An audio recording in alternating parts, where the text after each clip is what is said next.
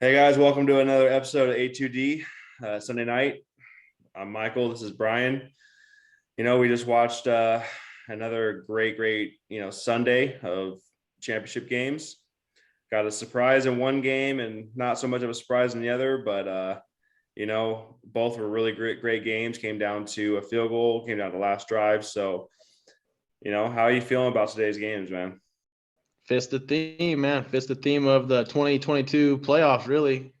One went to overtime. I was really nervous about that coin toss crap. I thought that for sure, the Chiefs were going to, once they won that coin toss, I thought it was a wrap, just like the couple weeks ago against Buffalo. That coin toss rule, man, I still think it needs to change. But either way, it worked out. Mahomes made some mistakes, and the Bengals capitalized on it. That turnover was huge. They stole one, man. Joe Burrow in year two already here. Really impressive. Yeah, man. I picked the Chiefs to win that game only because I thought Mahomes was going to be able to make a little bit more plays. I did think it was going to be a close game. I thought it was going to be a little bit more high scoring than it was. It came down to the team who had the ball last, or in overtime, Bengals got the stop, and once they got that pick, man, once they got that the ball back, you almost kind of felt it, you know. Like, this is Yeah. a team of destiny type thing. And, we were both rooting for the Bengals. We both wanted the Bengals to win. We just thought Mahomes was going to have one of his Mahomes games. And he seemed like I don't know, was he feeling the pressure? I mean, I don't know, how much does Yeah, this hurt man. his, how much does this hurt his legacy? How much does this, affect him? Like, four straight AFC championship games. He's been to two Super Bowls. He's lost to Brady twice. He did win the one, but now, he lost to an up and comer guy like Joe Burrow. I mean, is Mahomes a lock to really lead the AFC as a top quarterback anymore? I mean, I'm not so sure anymore. So, but Definitely, dude. I agree with you on that, dude. The way it's not just because they lost, it's the way they lost. yeah, Honestly, I feel like he got too confident, maybe a little too cute with it in regulation. When they had it second and goal at the two, and I feel like he tried to dance around, he tried to run around, in the backfield to try to buy time. I feel like that hmm, was his tactic there. And it bit him in the ass. They went way backwards, two plays in a row in regulation when they had a second and goal at the two. To me, McKinnon got you the 3 yards or whatever it was to get you to the two on first down. Run the ball again. If you score, you score. You have 7 points. You make them go get seven with a minute and whatever it is, and you have a 7 point lead. If even if they score, they're going to just tie the game. No one's going to really go for two. Is that Harbaugh, from the Ravens ain't around, so I don't think they would have went for two. Like if you go up seven, you just do it. You don't get cute. You take the 7 point lead right there, second and goal at the two, well, it and would it have been a really four bit point him in lead, the but yeah, ass.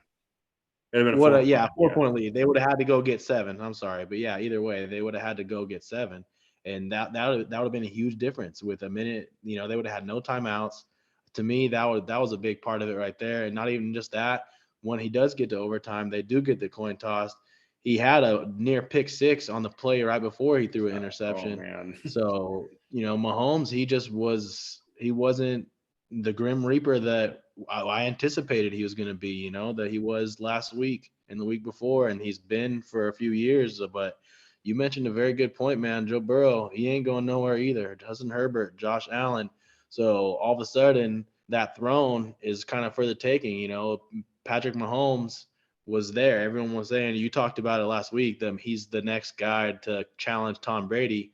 Well, this is big. This was Mhm. tough. He already lost the Super Bowl, so he still only has the one, and now they got to go again next year. I still Yeah. think it might go through Kansas City, but I agree with you, man. His legacy takes a hit.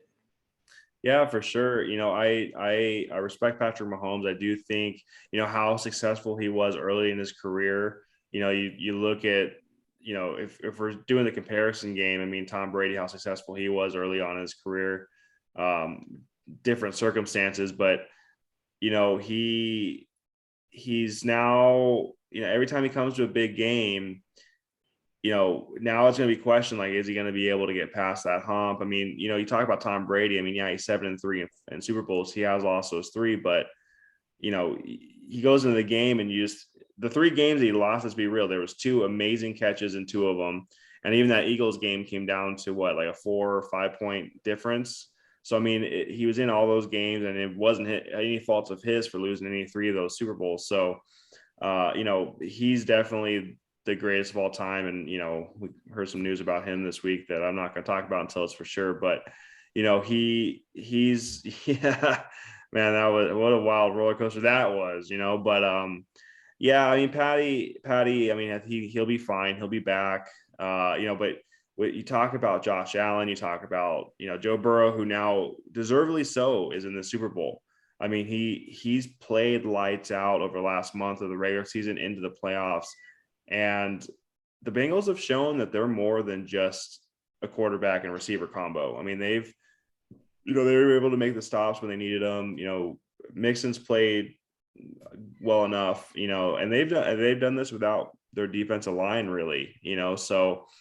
Or an offensive line. Yeah. So, I mean, it's pretty impressive, man. And I'm not going to take anything away from Joe Burrow and what he's done, but they've played 53-man football, and they've found a way to beat 3 teams.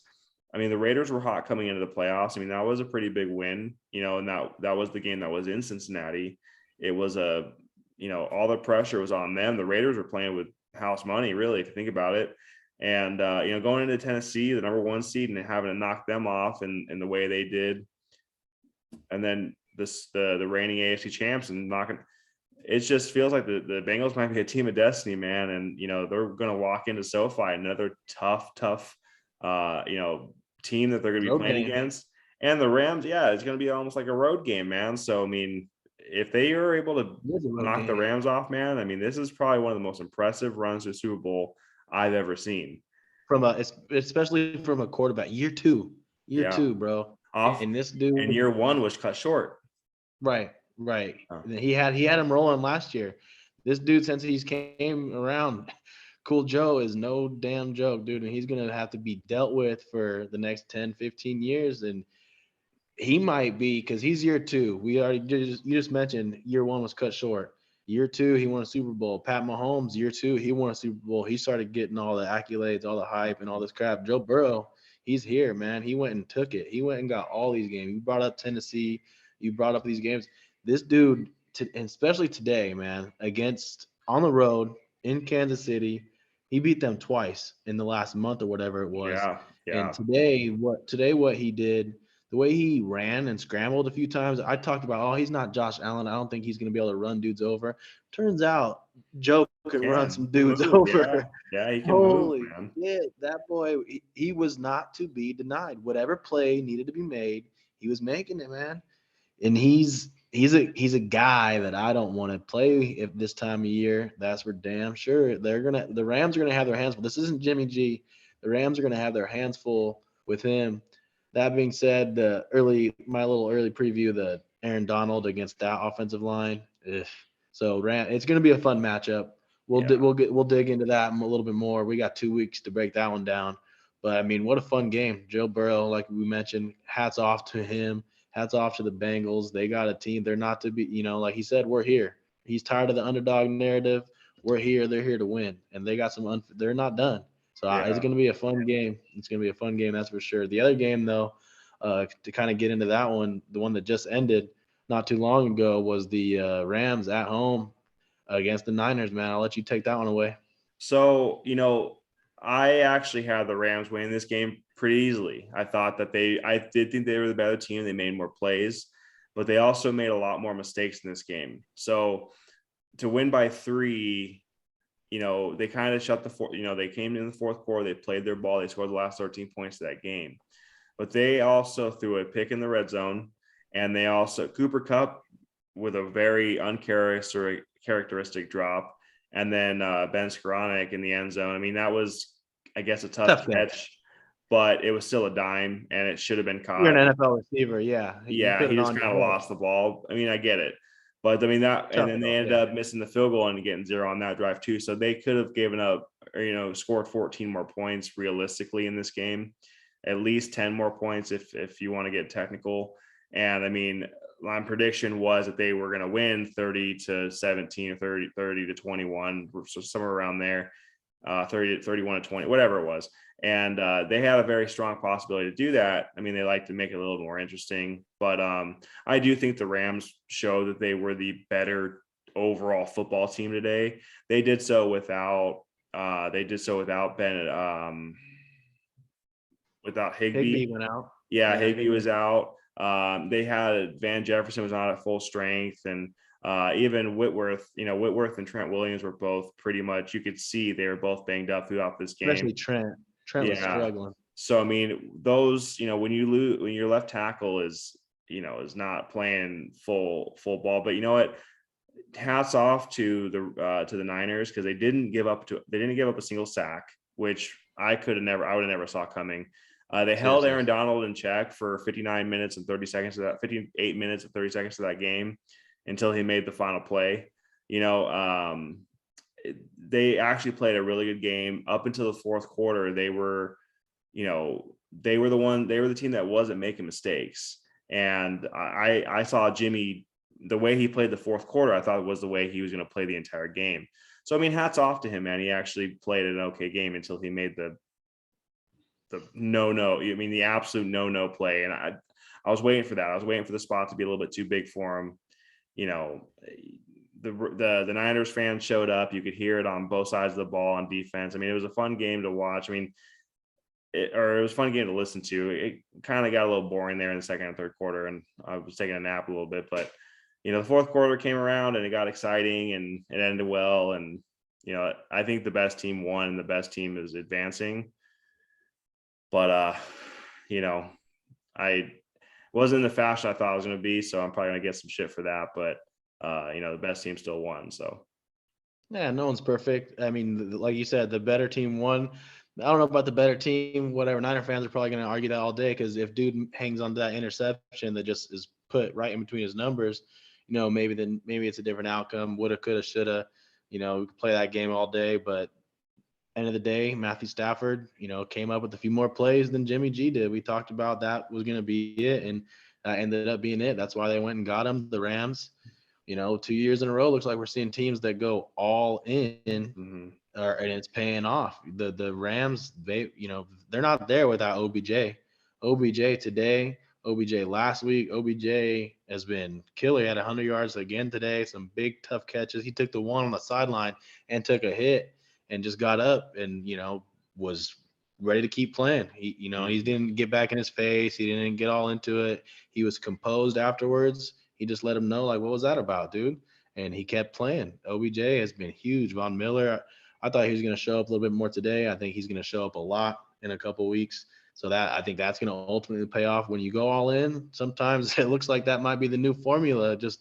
If you're close, if you're on the fringe and you can go for it, and there's a few guys that you can risk it. You got to risk it to get the biscuit, man. And it's paying off big time for the Rams. Yeah, man. I think not to get too fanatic here, but I think there's a lot of teams in the NFL right now that are kind of on that bubble of they're one or two major splash players away, and like for example, I think the Vikings are one of them, but the Rams have been there for a while, and Jared Goff, I mean, even brought him to the Super Bowl a couple of years ago in 2019, and that was the most boring Super Bowl of all time. But they're not here without Stafford. Stafford had to go through some stuff this year. Yeah. I mean, if Goff is there, then he's not doing it. That move right there paid off huge. Yeah. And it might pay off in 2 weeks, because he's got to go against Burrow. Those AFC guys are no joke. And you need someone that could maybe match it. And Stafford is a guy that has shown he can do that. Yeah. I think the Rams, with the way they went all in, I mean, they don't have a first round pick till 2024. So McVay has literally said, hey, we brought Von Miller in. They look like they're going to give him an extension they're going to give him an extension to probably end his career as a Ram. That's kind of what the sources are telling us. I would be shocked if they don't bring OBJ back. I mean, they have Todd Gurley, Jared Goff. I think it's Michael Brockers. I believe there's maybe one more contract. They have an estimated 39 in cap space clearing up in those guys, those names right there. So I heard they can re-sign OBJ, they can re-sign Von Miller, and they can try to go again. Yeah, and Whitworth has already said he's going to retire after the end of this season. So I don't know what his contract looks like. So I mean, they're going to free up some space, and I mean, they're not a team that's going to be looking to make draft picks in the first round over the next 4. They don't really need them for the next 3 years. So we're going to see the Rams for a while. I mean, they have a lot of talent. I mean, they got a good base of young and veteran players on Stafford's in both his sides of prime it. too. He's nowhere Yeah, near the end. and we've been waiting for 10 years to see what Stafford would do with an actual, elite offense. Other than Calvin Johnson, he's never really had the pieces around him. I mean, he has the run game, and Cam Akers is he's maybe not top 10 running back in football, but he's a good young piece. They have a good duo back there. Tyler Higbee's a good tight end. I mean, they have the pieces. They're going to get Robert Woods back. I mean, they're going to have firepower everywhere. So they're a team that you're going to see for a while. The Bengals, if you're talking about young, this team, Higgins is only in his second year. Jamar Chase, Joe Burrow. I mean, they're young and they're going to get better. They're only going to get better next year. If they start to address the offensive line, they're only going to get better. It's going to be these young guys. I mean, this is where the NFL is nowadays. The Bills will be back next year. The Chiefs are always still going to be there. So it's starting to get to the point to where you're starting to see the turning of the tide, and it's exciting to watch, man. And like this playoff season has been the best playoff season that I can remember, if not ever. Every game coming down to 3 points or overtime or one big play or one bad play away, so I mean, you look, I think McPherson's he's won all 3 games by a field goal, right? I mean, he's the best best postseason kicking performance in history. I think he's 12 or whatever it is. yeah. And I think the old record from Gostkowski was 9 for 9 from the Patriots a few years back, whenever it was. And this dude, he's shattering that, and he's still got a game to play. And every time he kicks, I think it's money. Dead center, yeah. Money Mac is no joke, man. Yeah. But you mentioned real quick, I want to get to this. You mentioned Calvin Johnson, Matthew Stafford. Now he's got Cooper Kupp, man. And Cooper Kupp needs a little shout out because honestly, I'm not sure how they do the MVP voting, whether do they include postseason? No. So Is this it is just the way regular it's done. season? This is Because yeah. I mean, if they do include it, which they probably don't, then even then, it's more than likely if you combine regular and postseason, we've never seen a receiving season like this, like ever. And I kind of feel like he's deserving. The other 2 leading candidates are Aaron Rodgers, Tom Brady. Tom Brady had a QBR of 70 in that playoff game. Aaron Rodgers scored 10 points in his playoff game at home. So they didn't play their best when their best was needed. Cooper Kupp, every time his best is needed, that dude answers the call. He did it to us last week. He did it to the Niners this week.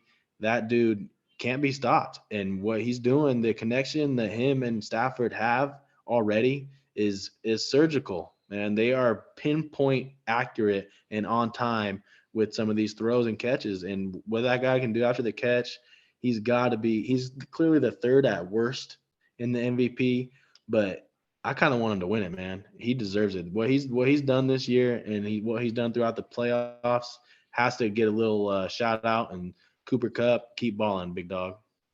So unfortunately, the way this works, man, is they pick 50 NFL sports writers to cast a vote on MVP. They do so in the week after the NFL season wraps up and before the first season or before the first playoff game. So those votes are tallied up before the first playoff game is even played. So it's a regular season award. So you look at it, and the favorite to win it's going to be Aaron Rodgers, regardless of how he played in his postseason game. The second's going to be Tom Brady, regardless of how he played in that Rams game. Cooper Kupp is probably going to win Offensive Player of the Year, which is well deserved.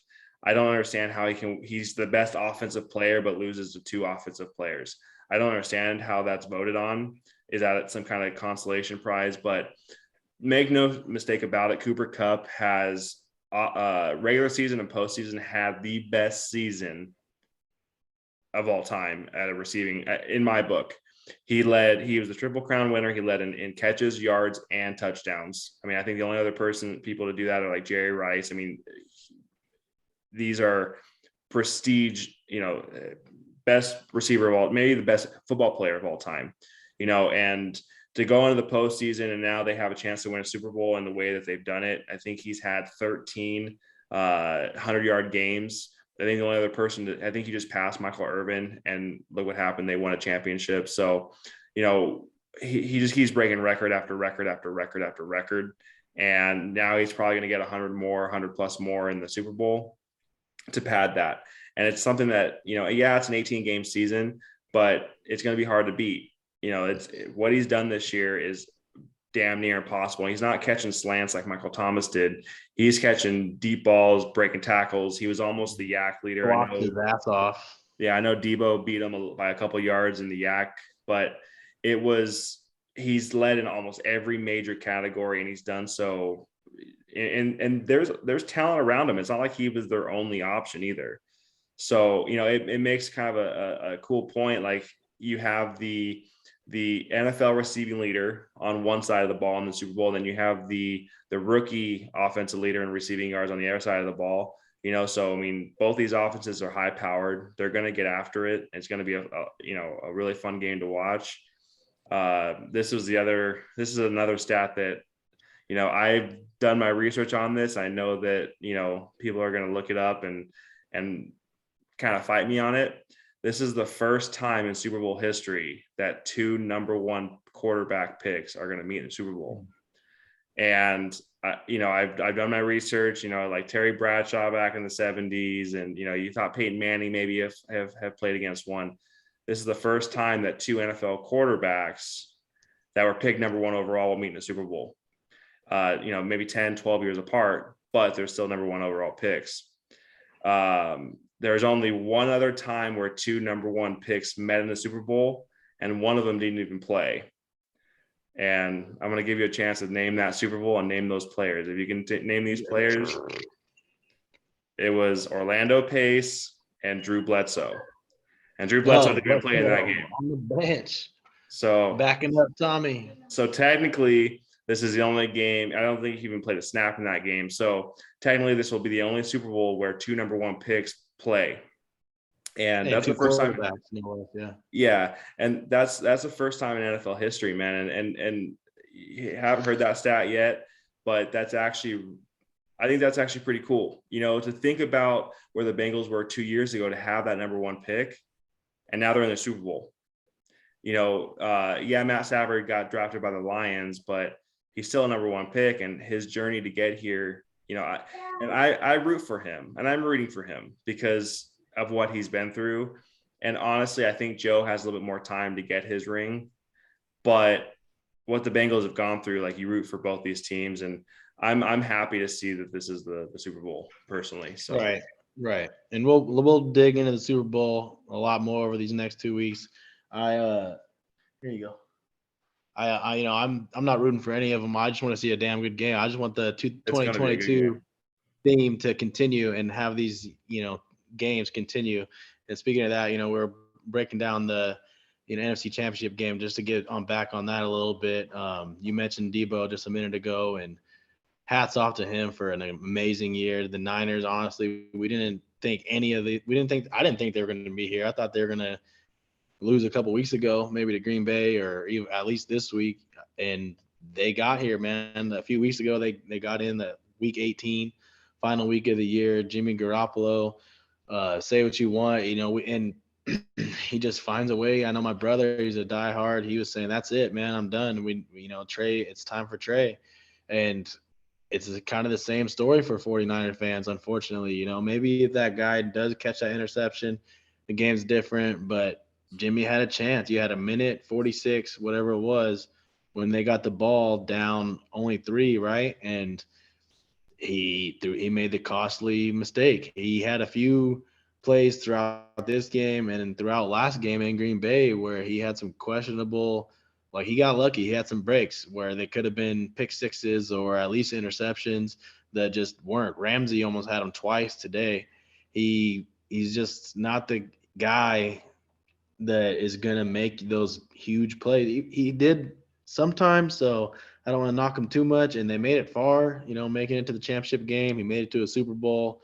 When he's healthy, that he wins. But obviously, it's the end of a Jimmy G era in San Francisco, and they're going to start the Trey Lance era here next season. We'll see where Jimmy G ends up. Niners, I know that right now they're pissed. The fans are pissed, but in reality, Jimmy G's value went way up, and that's a huge win for them because they mortgaged their future for Trey Lance, and he is their future. So if you can get some draft picks or maybe a player or whatever, hopefully draft picks because that's what they gave away, but they can get some draft picks for Jimmy G. That's ultimately a successful season because, I mean, I personally didn't think Jimmy G was going to win a Super Bowl with them. Trey Lance, he's a young up and coming guy that might have some special ability. He's a guy that has a similar size. I'm not going to compare him to Josh Allen because that dude's special, but he's got size, strength, arm ability, everything. He's got all the athletic tools you could ask for. He's in the right system. Maybe that is the piece they need. It's not the AFC, it's the NFC. So he doesn't have to go against Mahomes, Herbert, and all them. The NFC, other than Stafford, Brady might be retiring. Aaron Rodgers, he might go to the AFC. The Bronco rumors are heating up. So in the NFC, it's actually a lot more open.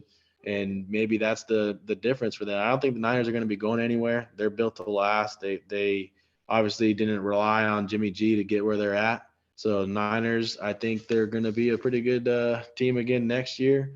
That division ain't going anywhere. Russell Wilson, if he comes back, Seahawks can be right there. Cardinals were in the playoffs this year. The Rams are in the Super Bowl. That division is as good as any. And San Francisco ain't going anywhere. So, keep your head up, Niner fans.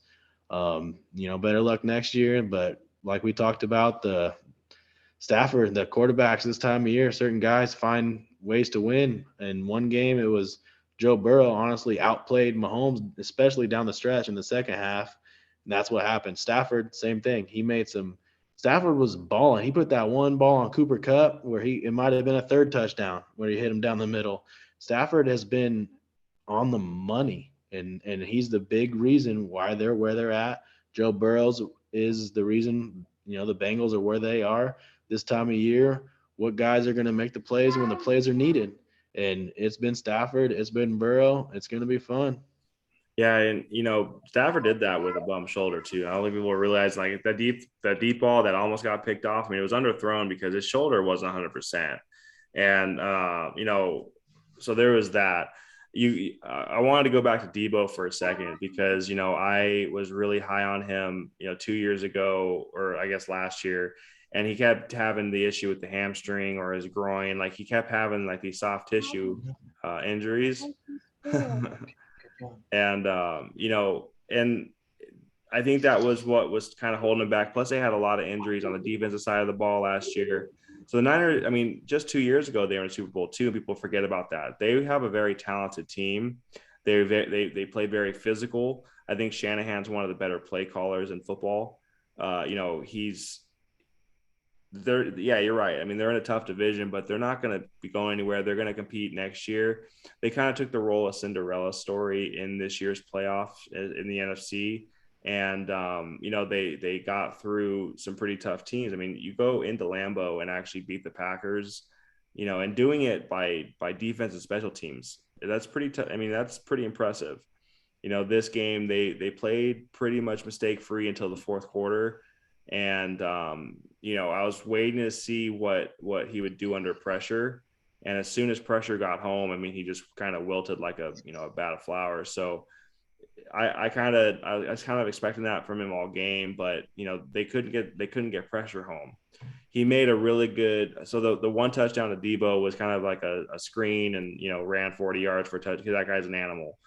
The best throw was that throw to Kittle for the touchdown. He had a couple darts to Ayuk. But other than that, I mean, he played a very mundane game. He missed Kittle wide open over the middle, and he's still running in the first quarter. I think it would have well, the first or second drive. He was wide open, man, and you got to hit those. You really got to hit those this time of year. Yeah. So, and Stafford, he wasn't perfect. He had the pick in the first half. I mean, that was a tip ball that got picked off, but he didn't play the perfect game. He was playing on a bad shoulder. That one deep ball should have been picked off, but that's why they're DBs, not receivers, because those guys have stones for hands. So, Stafford had a nice run too, man. These quarterbacks are putting it on the line right now, especially Stafford. He hasn't been there. You can tell this means a lot to him. That dude, he's all in. Just like the Rams are all in, Stafford, he's putting it on the line. You got to respect that, man. You have to. Yeah, and these guys, both teams did enough to. I mean, the Niners did enough to have a 10-point lead in the fourth quarter on the road, and you heard a lot about how Niner fans were gonna take over SoFi, and you did. You heard their fans. You heard a lot about the last 6 in a row and all that kind of stuff. All that means jack shit when you're in the playoffs. I mean, this is playoff football. This is not regular season football. It's different. The better team doesn't always win, but and I think in this case, I think the better quarterback won this one. Yeah, I think it's hard to say the better team because Niners, honestly, to me, they outplayed him. It was a Niner style game all game. If that dude gets that interception, it could be all different story right now. What I will say, and I wanted to get into this really, really strongly because I actually like Sean McVay. But Sean McVay, even though he won the game, he got outcoached today. Sean McVay on 4 or 5 different occasions had me scratching my head. 2 on challenges, 2 more on play calls. I mean, it just I don't know if he was nervous, if he was like, we have to win this game, but he was making bad call after bad call after bad call, and got lucky, got bailed. He didn't have a timeout in the fourth quarter. I mean, that's bad. That's just bad. And the 2 challenges that he did challenge, one was on a spot on a 4th down in the third quarter. He wasn't going to win that challenge. I mean, they're not going to move the spot. And then the second one was it was clearly down. I mean, Kyle Juszczyk was clearly down. I mean, yeah, it may have made like a 35 to 40 yard difference, but it really wasn't a major factor. They're getting the ball anyway. Who knows if they would have needed that timeout? They ended up not needing it, so he lucked out. But then there was another play call. That shit against Joe Burrow, man, and not Jimmy Garoppolo, and that shit might come back and bite him. Those are some really good points, man. Yeah. You can't do that in 2 weeks. Yeah, so hats off to Kyle Shanahan. I mean, I think they only had 2 or 3 penalties. One was a big penalty. One was the hit on OBJ. That was a big penalty. So they had a couple costly penalties, but I mean, they played a relatively clean game, especially on offense. They didn't really control the ball. I think the Rams controlled the clock in this one for the most part, especially in the first 2 quarters. But I mean, look, they controlled the ball, and then the Niners took the lead in the half. So you're absolutely right about them playing the kind of ball they wanted to play. And, that's what the Niners count on all game. They capitalize on mistakes. But at the end of the day, I mean, I think the Rams had a little bit more firepower, and, they made the plays when it mattered the absolute most. So, I mean, yeah, that pick at the end was just a really bad play by Garoppolo, but it was, they pressured him. They got the pressure on him. It was going to be 4th and forever anyway if he does get sacked. So, I mean, that game was probably going to come to an end anyway. But he missed on his last 6 throws in the fourth quarter. I mean, the drive before that was probably the worst drive San Francisco had all year. Right. And that's not the Niners thing. They don't want to leave it in Jimmy's hands at the end of the game. That's not how they're built. Honestly, if Tart, I think that's his name, if he hangs onto that ball, because Stafford made a mistake too. And maybe we're having a whole different conversation if that dude just catches it, but ultimately that's what it came down to is we talked about it last week. Which quarterback do you trust? Which one is going to make the more plays? And plain and simple, it was Stafford. He made a few more. He didn't play great either because that, could have been interception. But the other ball was a tip ball, like you said, wasn't really his fault. He's been playing clean. That's what it's about. You can't make those critical mistakes this time of year. Jimmy did, and it cost him, man.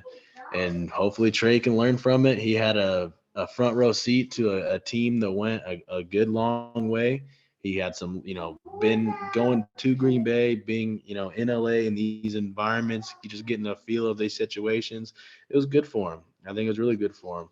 Mahomes honestly kind of did that with Alex Smith that year, being in those around those big situation, big environment type games. So it could pay off for Trey Lance. What a game though, man. That game and the other game, these games were fun, dude.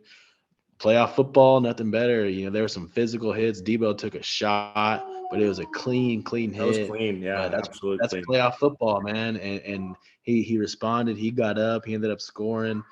Dude's a dog. Kittle, man, he had a nice catch. The Niners, like we said, they're not going anywhere, but it's all about execution.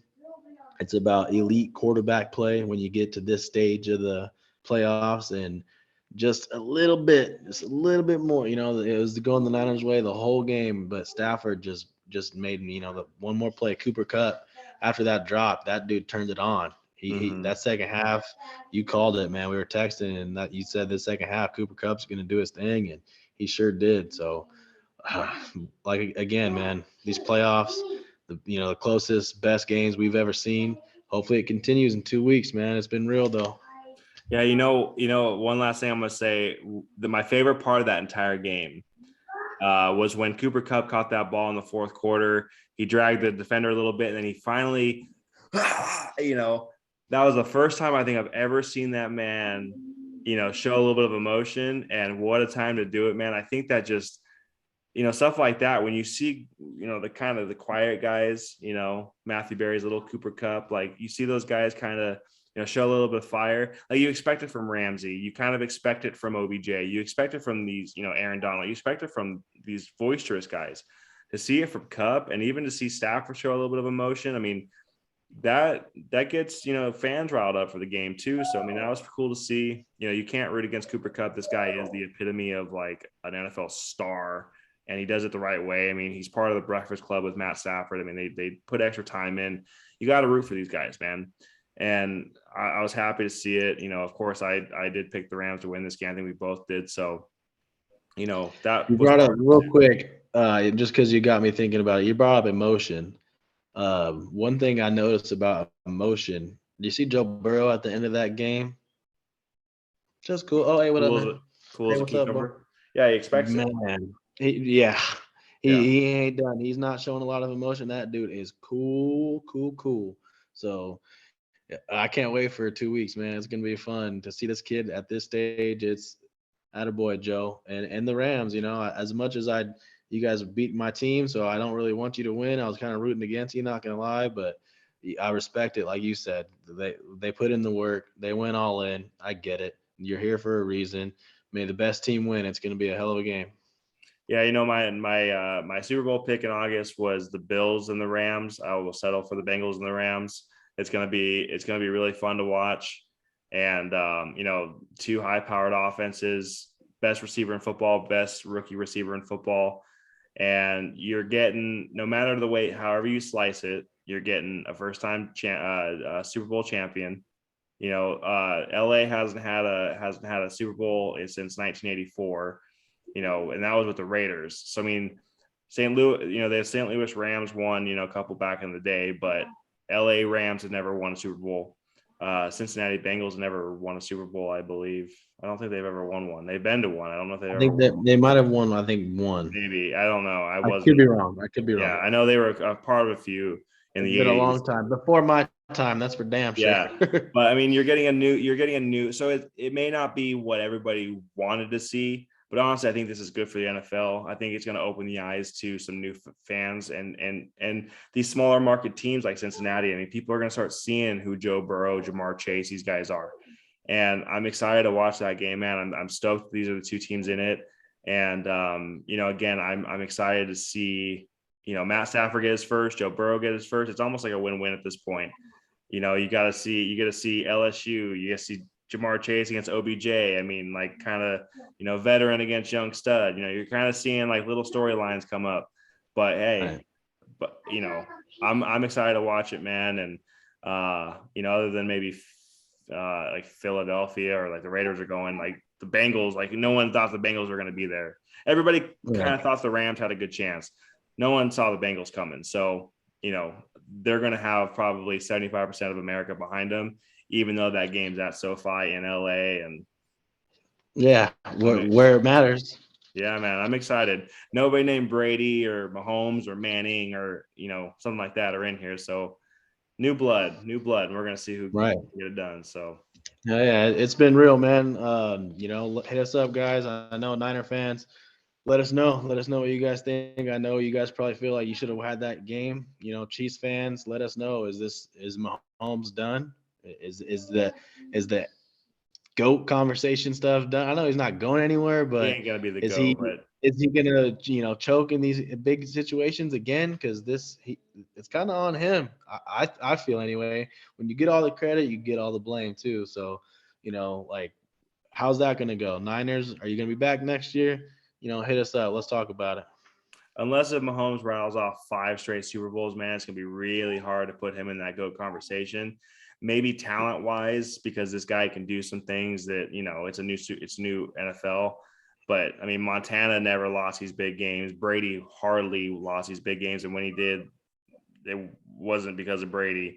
It's going to be hard to ever put Patrick because of losses like this, man. And the losses in the Super Bowl last year, the way it happened. I mean, he just got destroyed. So He's still young, man. We'll see. We'll he's see. going to It's have to gonna be rattle it fun. off. He's got I a know. lot of I know there's competition. some Chiefs fans out there that will probably argue with you. Nick Wright over there thinks that Pat Mahomes is young goat already, and He's he's had a great start. 4 straight AFC Championship games, so it's not like he's not dead yet, or is he? Let us know, Chiefs fans. I'm not saying he's dead, but I don't think you can even put him in the conversation as GOAT right now. So, all right, brother.